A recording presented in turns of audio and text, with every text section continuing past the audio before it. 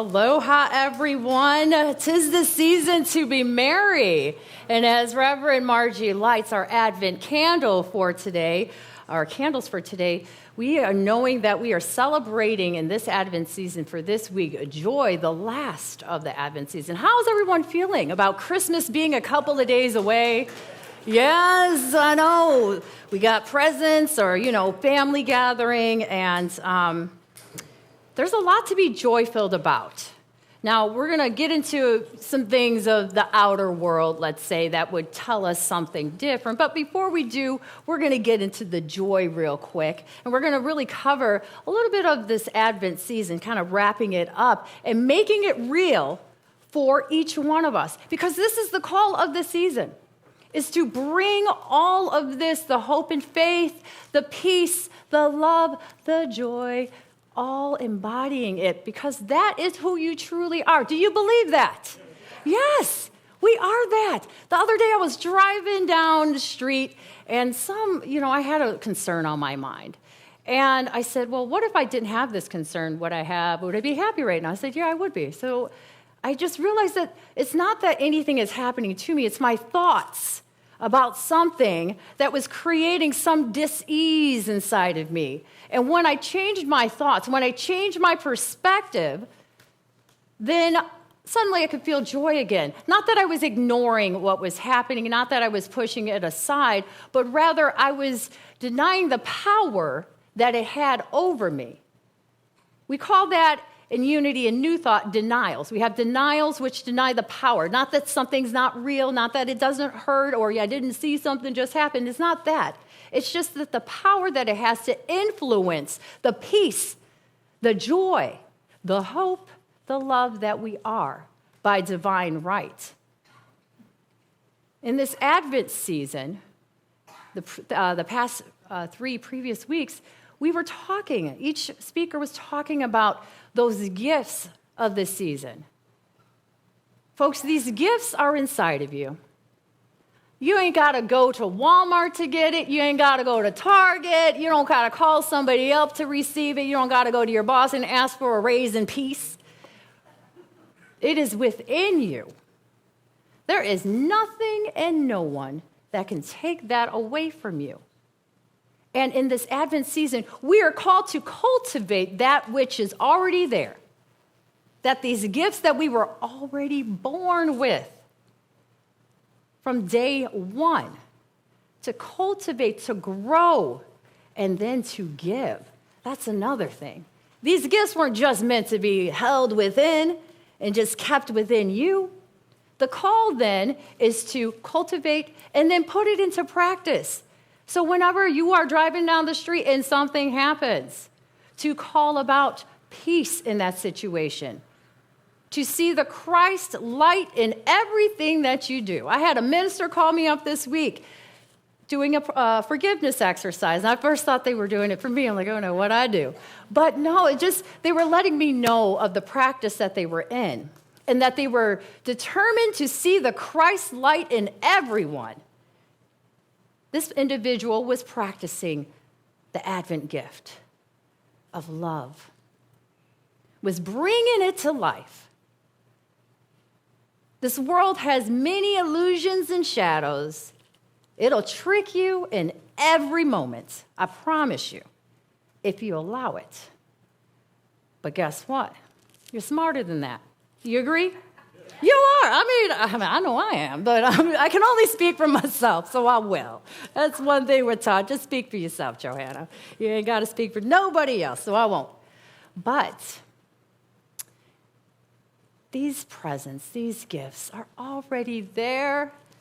Like I said, you ain't got to go outside. You ain't got to buy it. They ain't putting it on the charge card and paying installment plans. Believe me, God did not have that plan for you either. So generally during this season, it reminds us of being children. I would hope that you could go back to a fond memory that you had growing up. And let's take that time right now. I want you to pick out the best Christmas ever as a child or as an adult, whichever one kind of rings to be favorite, to be the most peace-filled, joy-filled, love-filled, hope, faith-filled in your memory. and call that up. I want you to call that into your mind's eye right now.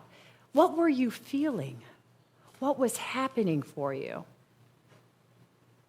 That innocence is still there. Guess what? I can't take that from you. The neighbor with the barking dog can't take that from you either. You can always go back to those beautiful memories that you have. We don't have to focus. Sometimes the mind likes to focus on the negative and, oh, Uncle Joe did this to me 30 years ago and I'll never forgive him. Look, then guess what? You just gave your joy away. You know, whenever we do that, we're just handing out our joy, whether it's in our mind or to other people. You have the power. The power's within you. That gift is there.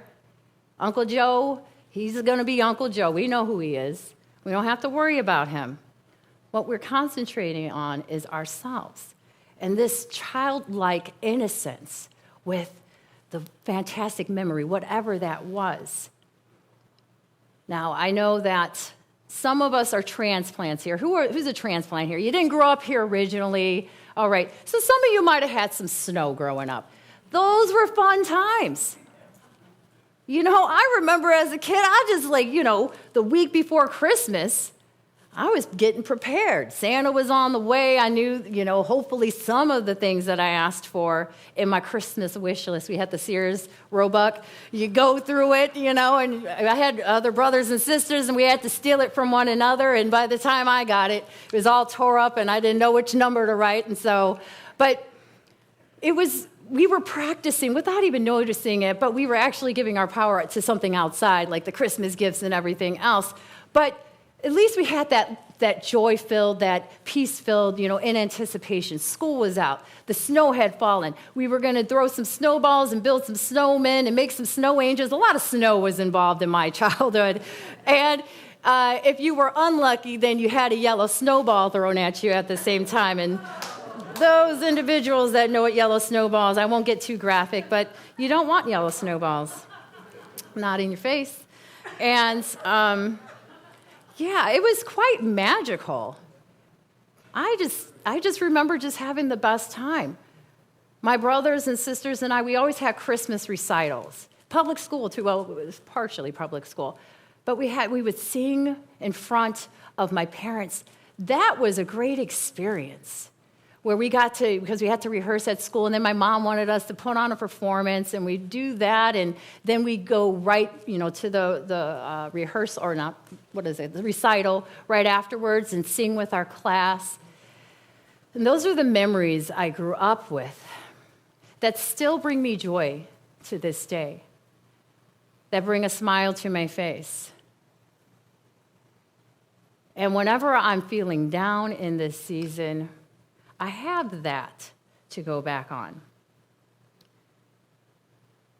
And today I wanted to capture that joy for you because it's within you. I wanted you to actually capture it. I can't capture your joy. You can't capture mine, but we can assist each other in remembering what joy is. Now, to recap, traditionally Advent means the coming of something. In the Christian church calendar, it's the celebration of Jesus Christ's birth and then the coming of the second Christ. Here in New Thought, we know that it's something different. We understand it to be the anticipation, the revelation of the Christ within. And with the Christ within, that revelation, you have those gifts because the Christ embodies all of it. It embodies all the things that just make us feel so good, that just bring us to, at the very core of our being, that bring us to the realization of that divine presence, of that divine light. Have you ever noticed when you are happy, just no matter what's really going on out there, you're just filled with something. It's filled with the Spirit, right, Rosie? Yeah, and Rosie, she is filled with the Spirit, I'd say 98.6% of the time, like her temperature. She knows it. And at the core, that's what Christmas this season is supposed to represent. But many people, including myself at times, I'm searching for something. Like the gifts, the job has my gift for me. No, it doesn't. Oh, a relationship has my gift for me. Nope, it ain't going to be there. Oh, if my child behaves properly, I'm going to find some peace. No, it's temporary, if at best, if we look outside of ourselves, if we seek something other than the kingdom within. And that is a lesson in and of itself. That's some hard work to get out of that mental image, that mental machine I have going on, that process that, since I was a babe, not in a manger, but since I was a babe growing up, people would tell me, oh, that would make you happy. That's going to make you sad. People just putting their own impressing my subconscious mind with their own expectations, with what life dealt them. And really, it's really generational because it was their parents and it just keeps on going on. And I'm here to just say, let's break this cycle. Let's stop with the nonsense. It's really madness when we think about it. That something out there can do something to the Christ presence in here. We are all here for a divine and holy purpose. And when we can anticipate every day, but especially in this season, of just that realization of the Christ, the realization of the gifts, I promise you, you will not have to look any further.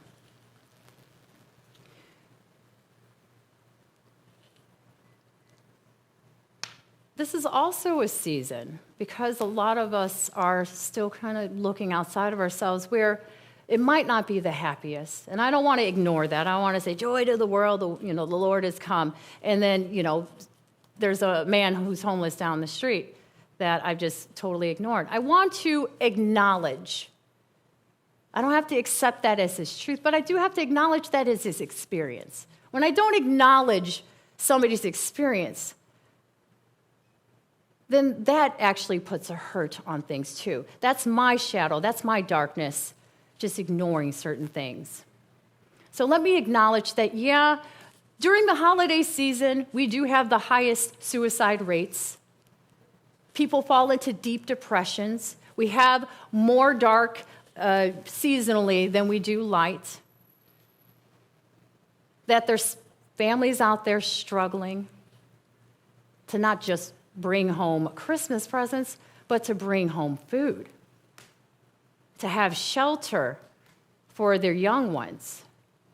That paycheck to paycheck, that is a best case scenario for them. There's somebody losing their home this month. Cancel. But I do believe that when we can find it within ourselves first, when I can find that opulence, when I can find that nourishment or substance or sustenance within me first, I can at least elevate the consciousness. I'm not trying to change all that out there, but what I'm trying to do is change something within me, where I can at least not walk past that man or that family, but I can give them a blessing. I don't have to do it outwardly. It's always, an inward process. God hears you. The Christ knows what the Christ is doing.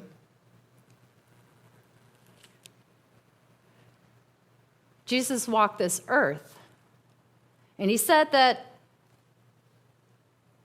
while he was in this world, he was not of this world. See, he acknowledged that there was people in the temple that went a little off, and so he had to cast things out of them. He acknowledged that there were certain injustices on the outside, and so he flipped over the change tables in the temple. He acknowledged that the man, the woman, was sick and needed a correction to the error. And so he assisted it. He didn't say, look here, honey, that ain't real. No, you deal with people with where they're at. You let them know, I see you. And then he did his inner work, and instantly, or through the power of the spoken word, he was able to do things. But how did Jesus get that way? 'Tis the Advent season. He did his work, the inner work. He had to leave sometimes and go up into the highest of plains out there, the mountaintops,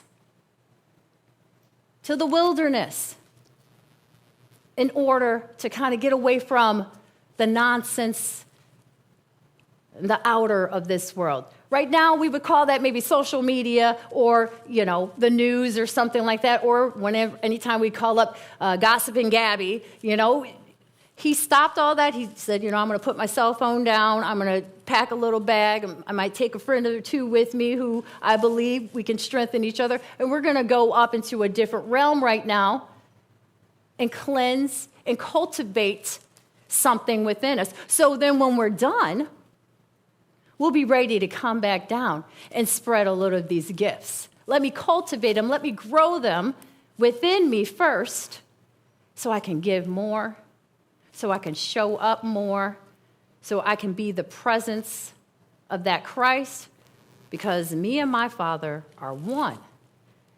And when you take that time, as Jesus did, to sit in the silence, yes, the stream of thoughts will come. It'll tell you certain things. It'll report to you. It always reports. Oh, disparity. Oh, the pandemic, whatever it is that it reports. But the job is in the silence, in that meditation, when you're communing with the one presence, the one power, the one that can and does do all things, and all things well. When you take that time, that's when these gifts start to grow. And so that's what Jesus did.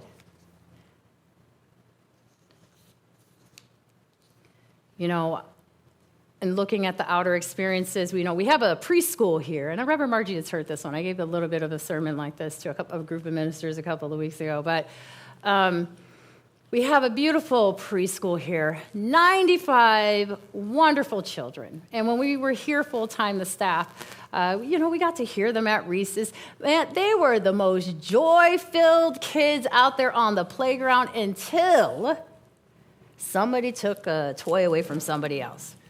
That was absolutely, no joy there, no peace there. And then when it was time to go in, oh, Lord, they looked at them teachers with the stink eye. There was no love in that moment. And then, the kids that were very strong-willed, not wanting to go inside, threw a fit, crying, screaming, things were happening. And I'd be sitting in my office wishing for peace.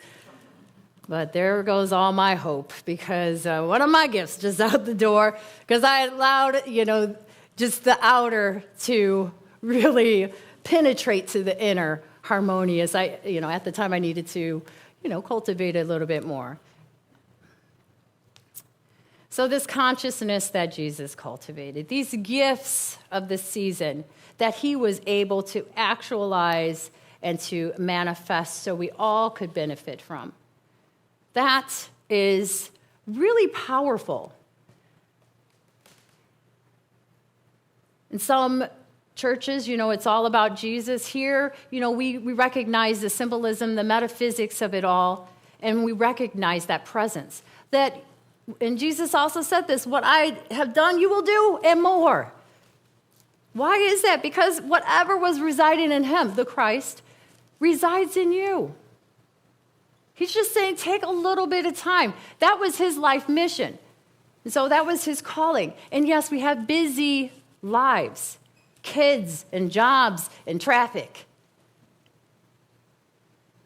But we're also called to just give 5 minutes to yourself, to the Christ within. Many people want peace on earth, goodwill to man. Look, how peaceful are your thoughts when you are at 5 o'clock on the H1? Until you can cultivate it within you, why are you looking out there for it? Why are you expecting, the next door neighbor to have that when your own mind is not at ease? A lot of people looking for love during the holidays. Baby, do you love yourself? Do you love yourself? How is anyone out there going to love you more than you love you? not possible. So, what do we do then?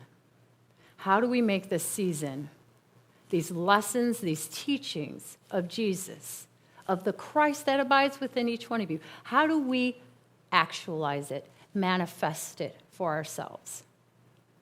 Well, I gave away the first thing. Get into the silence.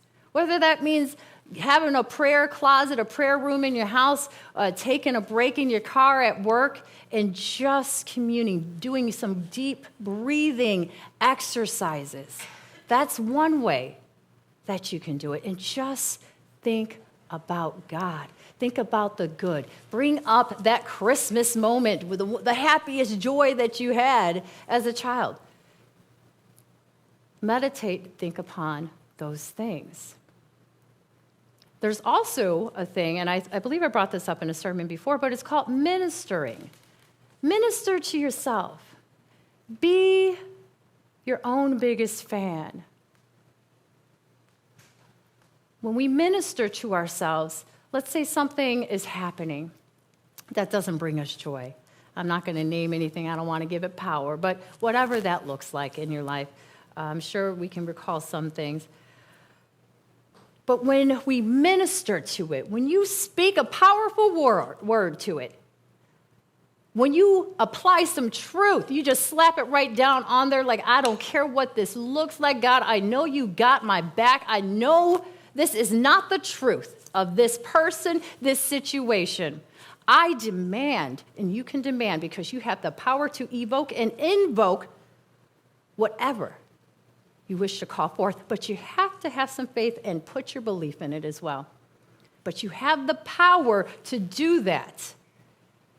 And so minister to yourself. Minister to that situation. You ain't got to say it out loud, but if you're by yourself, say it. Hear yourself. Call it forth. And instead of cussing out that person at the 5 p.m. Traffic, why not bless him? God, I know you have taken care of this situation. I know you are delivering him and I both to our destinations peacefully. I don't know what's happening for this person while they're speeding or acting recklessly, but I know that you know, and I know you got a way forward for him. Keep my way safe. Protect my interests. Put your long arm over this situation. Guide me. Bless him. Minister to yourself and pray for yourself. Pray for others. We often take prayer calls, do prayers together. But I find that the most powerful of prayers are when I'm just communing with the one. When I just have my attention on whatever it is, that I can acknowledge that something is happening. I don't have to accept it as the truth. I can acknowledge, and then I can call forth the truth from the situation. I can call forth more joy and more love. See, this is where we're at in this season. We've already been through the 3. We're on the 4 of joy. And there's that one Baptist hymnal, this joy that I have, the world didn't give it to me. Amen. Because the world can't give you joy. Not real joy. Rosie, you can give me a gift, but then when you take it back, that actually happened last week. But it didn't steal my joy. It didn't steal my joy. I was like, oh, this is her. She accidentally gave it to me thinking it was mine, but no. Yeah, this is joy. It's within you. So when Rosie takes back my gift and claims it as her own, I don't have to feel some type of way about it. I don't have to be upset. I don't have to be like, no, Rosie, sorry. Finders keepers. No. What'd I tell you? That was rightfully yours. That ain't mine. That was your gift. I'm sure the Lord's got more gifts in store for me, so take yours. The Lord's got more joy in store. Nothing and no one can steal it. You didn't steal it, Rosie. But nothing and no one can steal that joy from you. So go within this season. Think about all those gifts. Think about that joy. Cultivate it. And then what do? After that, you start spreading it out. You start giving it away. You know, that's what we do with gifts. We start sharing our blessing. And so while we take that thought into this time, let us just now call on the Christ presence of this gift of joy. That God, no matter what the appearance is, that your gift is safe with me. Tap yourself. Let that spirit, your consciousness know that God, your gift is safe with me. That when we stop seeking outside of ourselves for satisfaction, to feel complete, that we will find what we are looking for. This week, let us find that joy within. Let us grow it. Let us get it into our crawl to the very depths of our soul. That we are determined to realize the Christ within. We are determined to spread the joy of this season, to give a prayer, to love ourselves, to meditate with the Most High. Let us take this into the silence.